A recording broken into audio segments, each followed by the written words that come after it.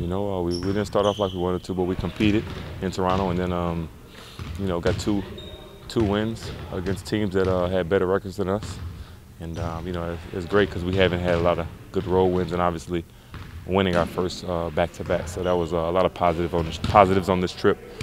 And you know, we taken that, hopefully keep that momentum into tomorrow's game. When you look at the season, do you kind of break down like small sample sizes of the season to see, you know, the kind of strides you guys have been making? Yeah, especially with a team as young as we are. You know, you look at November, and November is really a learning month. And then you get into December and see if some of those things can, if you stop making the same mistakes that you continue to make in November, and hopefully by the end of December you have grown into a team that can, you know, has an identity.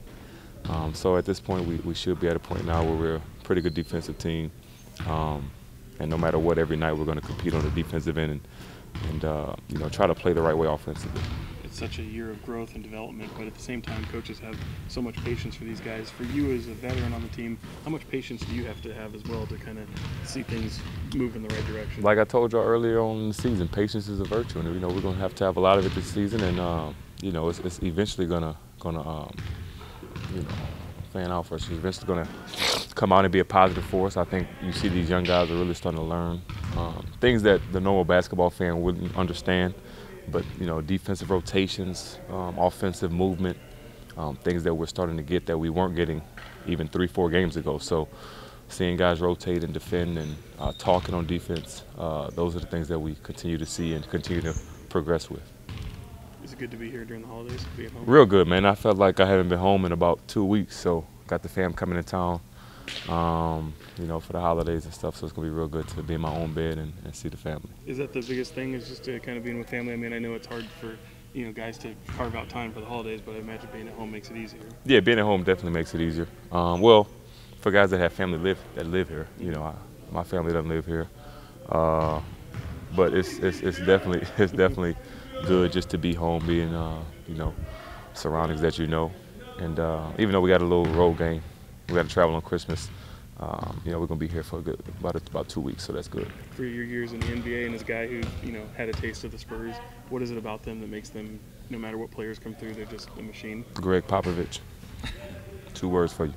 Just the culture that he was able to bring, and able to, you know, he's the president of the team there, but the owner has given him full reign to create put his stamp on that team, and you know, that team. Obviously, getting Tim and Tim allowing him to coach him like he did, everybody else fell in line, and you know, Greg with that military background, you know, he keeps people in place and guys respect him, and I think, you know, young teams, young organizations that are trying to get better, you know, that's the blueprint that you want to follow in terms of what you want to do. What does Rudy give them? I mean, just a guy that can come off the bench and score. You know, Rudy's always been a guy that was just a matchup problem at wherever he's at, whatever position. So he's a guy that he's been playing really efficient for him. Honestly, the same way he was playing for us at the beginning of the year.